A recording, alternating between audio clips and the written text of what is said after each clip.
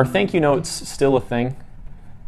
I suppose over the course of time, thank you notes have maybe fallen out of regular use. Maybe we use text messages and emails now.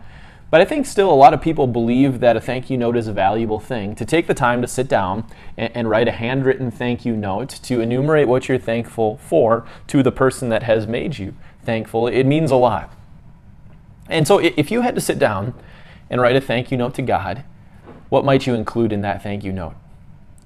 I suppose it would look a lot different for a lot of different people. There's a lot of different people listening to this very video. You have different reasons to be thankful, but there are some things that bind us together as a people that we can all be thankful for in one way or another. And so leading up to Thanksgiving here, these next 4 weeks, we're going to talk about different thank you notes that we can write to God.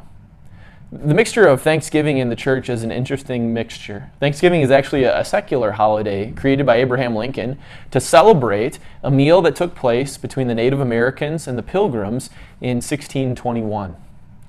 But the church and the Bible, what Jesus teaches us in the Bible, has a lot to do with Thanksgiving. And so one of the things that we can be thankful for is God's provision, the things that God provides for us. Now, I want you to think about, when you think about provision, think about the food that God provides for you, that He puts on your table.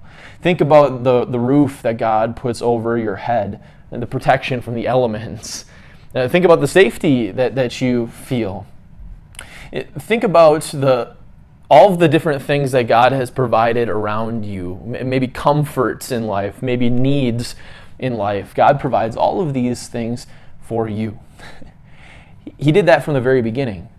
When Adam and Eve were created, God gave them food to eat.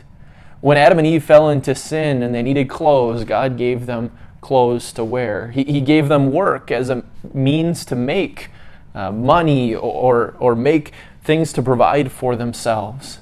God has given provision since He created the world. He's the one who makes it rain and makes crops grow. He's the one that puts the food on our tables.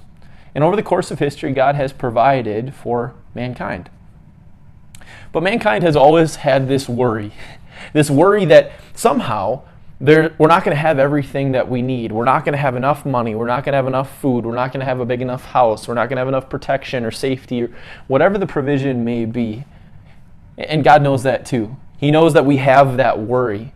And He says this in His Word as a comfort to us. He says, "Therefore I tell you, do not worry about your life, what you will eat or drink, or about your body, what you will wear. Is not life more than food, and the body more than clothes? Look at the birds of the air. They do not sow or reap or store away in barns, and yet your heavenly Father feeds them. Are you not much more valuable than they? Can any one of you, by worrying, add a single hour to your life?"